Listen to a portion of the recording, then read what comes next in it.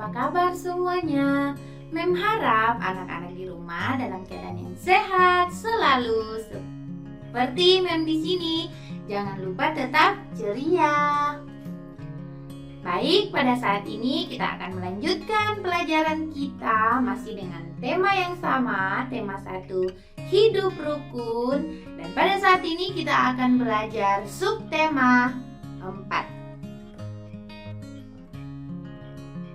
Subtema 4 berbicara tentang hidup rukun di masyarakat. Oke, namun sebelumnya kita akan berdoa terlebih dahulu ya. Mari kita berdoa. Bapa di sorga, terima kasih untuk berkat-Mu. Saat ini kami akan belajar kembali, kiranya Tuhan memberkati pelajaran kami hari ini. Berkati anak-anak kami, walaupun kami terpisah jauh, namun kami yakin dan percaya Tuhan akan selalu menyertai kami semua. Berikan kesehatan kekuatan kepada kami dalam nama Yesus, amin. Hidup rukun di masyarakat. Ayat hafalan kita pada sepanjang pelajaran ini terdapat dalam Galatia 6 ayat 2 yang berbunyi, bertolong-tolonglah menanggung bebanmu, demikianlah kamu memenuhi hukum Kristus. Oke. Pada saat ini Mem akan bercerita tentang, ada cerita di dalam Alkitab yang menceritakan seseorang yang sangat baik hati, yaitu orang Samaria yang baik hati. Ceritanya terdapat di dalam Lukas 10 ayat 25 sampai 37. Ini dia ceritanya. Ada seorang Yahudi yang sedang berjalan dari Yerusalem menuju Yeriko. Di perjalanan, tiba-tiba datanglah para penjahat atau perampok untuk merampok orang Yahudi tersebut. Para penjahat itu memukulnya hingga hampir mati, lalu meninggalkannya. Wah, kasihan ya orang Yahudi ini. Setelah itu ada seorang imam lewat di jalan itu. Dia melihat orang Yahudi ini tergeletak.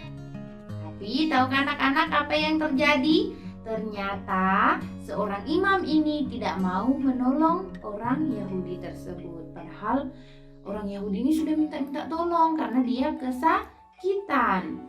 Setelah seorang imam lewat, ada seorang Lewi yang lewat juga di jalan itu. Lalu dia mendengar orang Yahudi ini berteriak, "Tolong, tolong!" Tapi apa yang orang Lewi itu lakukan? Dia juga tidak menolongnya, lalu melewatinya.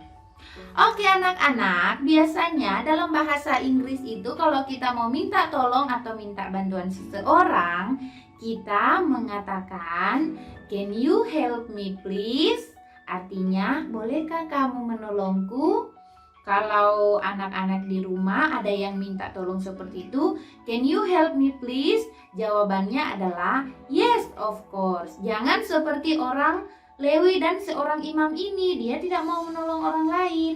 Jadi kalau misalnya Mem bertanya, "Can you help me please?" Jawabannya adalah yes, of course. Artinya ya, tentu saja.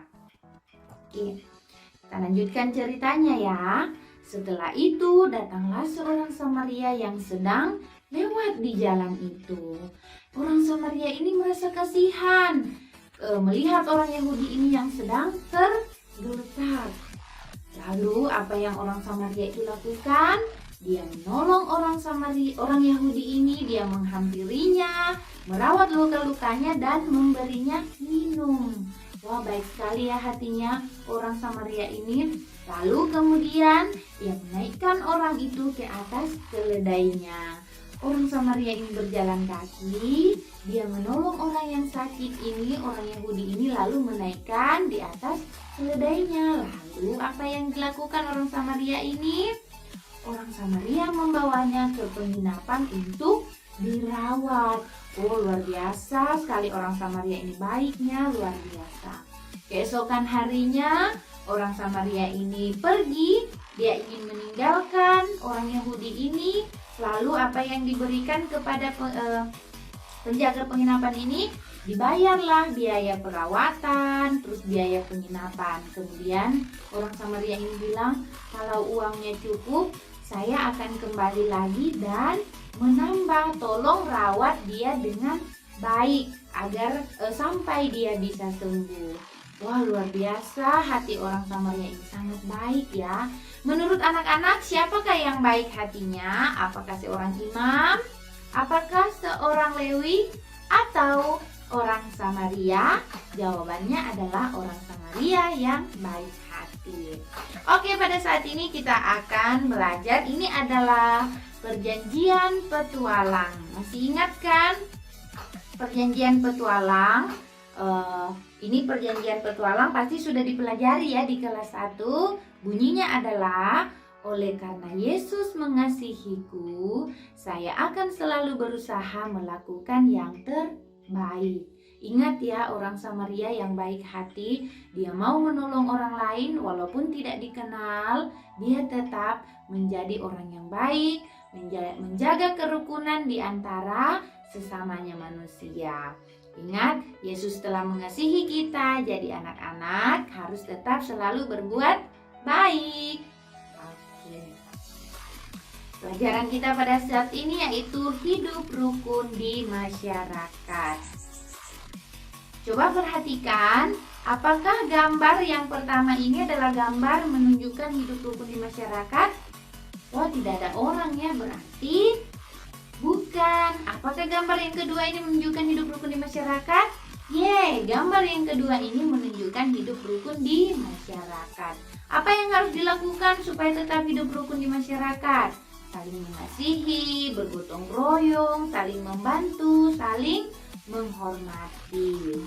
Ini adalah sebuah bacaan. Mem harap anak-anak baca di rumah ya dengan keras, harus banyak latihan membaca. Membuang sampah di tempat sampah. Udin selalu menjaga kebersihan. Sampah-sampah yang berserakan dibuang di tempat sampah. Sebaliknya, Badu tidak menjaga kebersihan rumah. Badu membuang sampah ke dalam got. Buang saja sampahmu ke dalam got dekat rumah, ajak Badu kepada Udin. Tidak mau nanti air got menjadi tergenang dan bau, jawab Udin. Badu menyadari bahwa perbuatannya tidak baik. Ia minta maaf kepada Udin. Badu juga berterima kasih kepada Udin karena sudah mengingatkan agar tidak membuang sampah sembarangan. Perbuatan Udin ini sangat baik ya. Oke, apa yang kita pelajari saat ini? Saat ini kita belajar tentang kalimat penolakan. Masih ingat di subtema 2 kita belajar tentang apa? Kalimat ajakan. Kemudian subtema 3 kita belajar tentang kalimat perintah. Nah, sekarang kita belajar kalimat penolakan. Penolakan, kalimat penolakan adalah kalimat yang tidak setuju terhadap sesuatu. Sama seperti Udin tadi ya, dia tidak setuju kalau Badu mengajaknya untuk membuang sampah di got. Itu adalah kalimat penolakan. Kita akan melihat beberapa contoh kalimat penolakan. Namun sebelumnya kita harus tahu kira-kira kalimat penolakan itu pakai kata-kata apa. Nah, kalimat penolakan biasanya ditandai dengan ada kata tidak di dalam kalimat itu. Selain kata tidak ada kata maaf, kemudian terima kasih dan lain kali ya. Itu adalah kalimat penolakan. Oke, mari kita lihat kalimat penolakan yang menggunakan kata maaf. Maaf, kami nanti terlambat mengikuti kerja bakti. Kami akan pergi ke gereja terlebih dahulu. Oke, ingat ya, kalimat penolakan harus dikatakan dengan sopan, dikeluarkan dengan sopan supaya orang yang mendengarnya juga senang hati. Baik Pak, tidak apa-apa. Ingat, pergi ke gereja adalah pengamalan sila keberapa? Pertama, yaitu ketuhanan yang Maha Esa. Oke, kita lihat lagi. Nah, ini ada gotong royong ya di halaman rumah Udin. Siti, tolong bawakan kue ini untuk bapak-bapak. Baik Bu, ini kuenya Pak, silakan dinikmati. Silakan air minumnya Pak.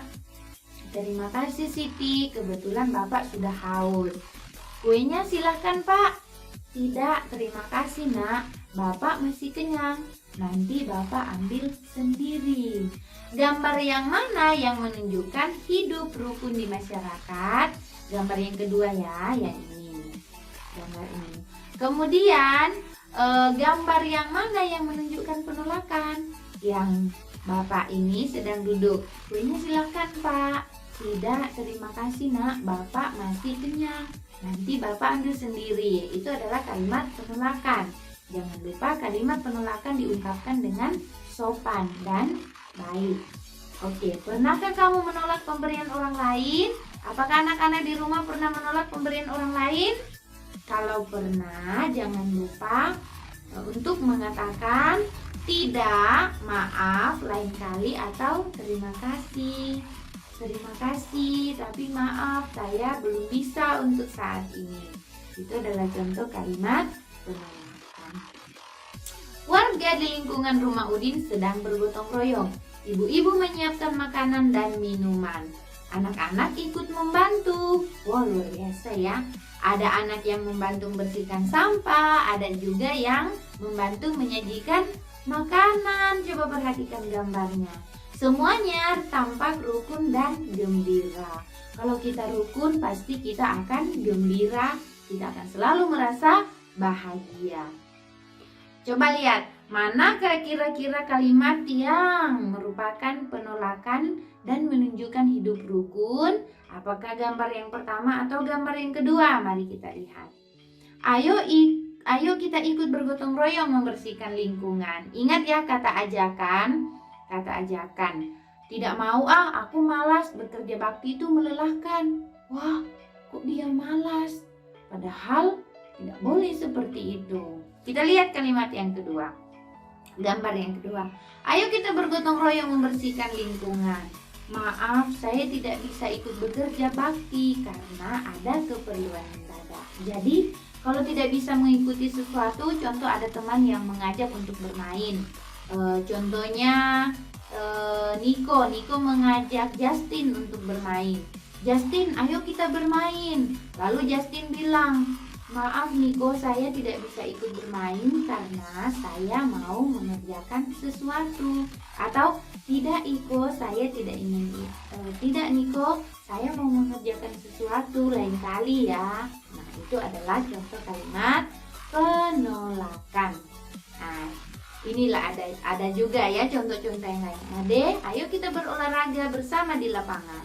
Maaf Din, kali ini aku tidak bisa ikut berolahraga.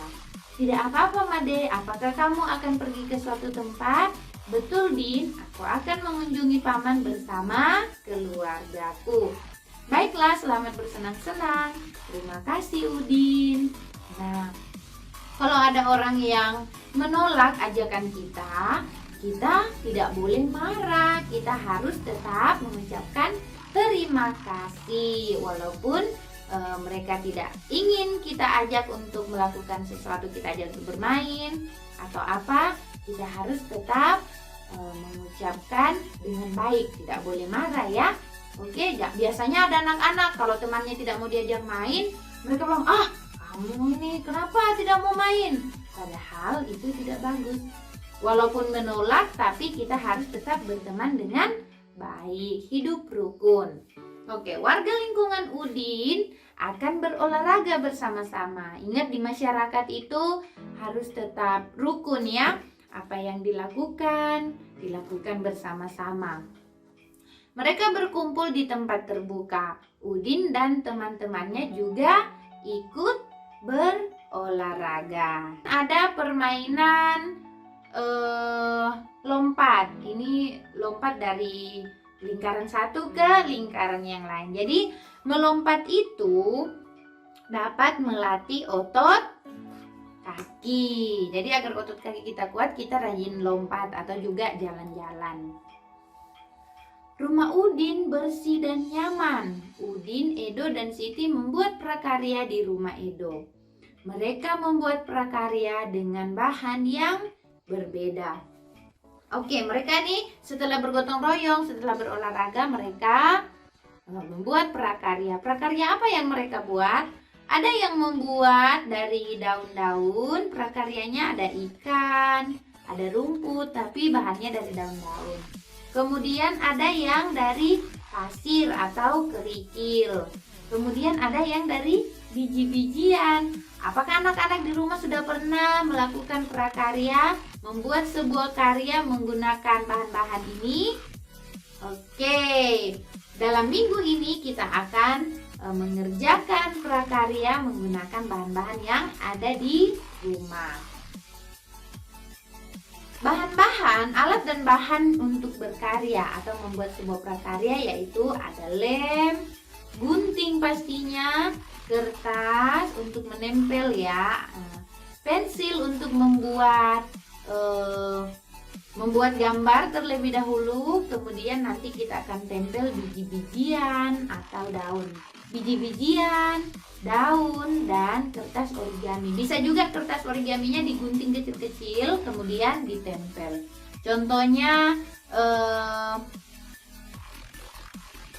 Meme membuat gambar ikan. Dibuat dulu pola gambar ikannya, kemudian tempel nanti mungkin pakai biji-bijian atau pakai daun boleh, atau kertas origami yang digunting-gunting.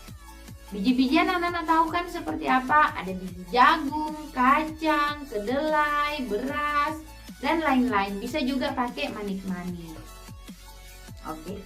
Kegiatan gotong royong di perumahan Udin terlaksana dengan baik.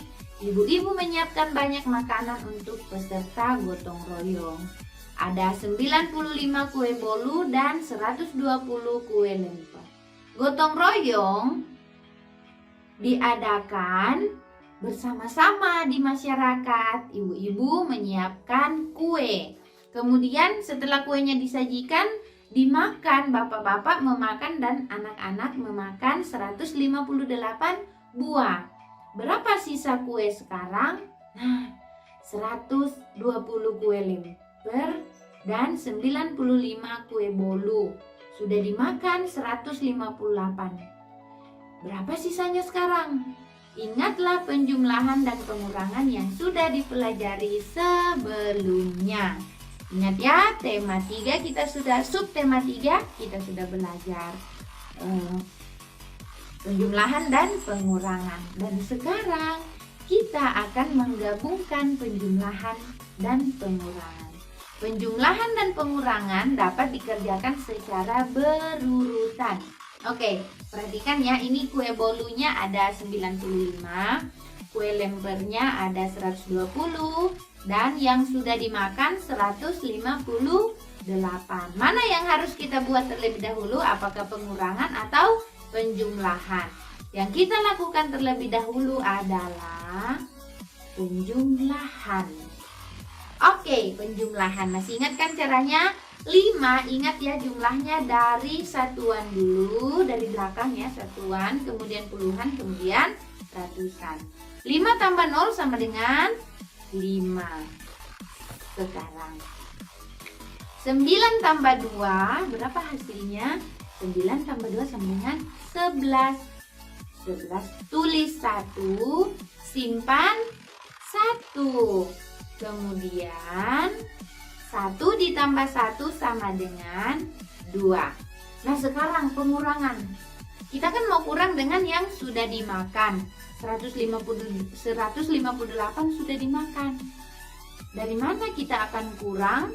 Dari hasil penjumlahan antara kue bolu dan kue lemper, yaitu 95 tambah 120 hasilnya 215. 215 ini akan kita kurang dengan 158. Jadi anak-anak di rumah kalau mengerjakan tugas campuran antara penjumlahan dan pengurangan, jangan lupa yang dilakukan terlebih dahulu adalah penjumlahan. Oke, 5 kurang 8 bisa anak-anak atau tidak? Tidak bisa ya, 5 kurang 8 tidak bisa. Jadi kita pinjam. Kalau penjumlahan kita simpan, kalau pengurangan kita meminjam. Kita pinjam 1 jadi 15. 15 kurang 8 sama dengan 7.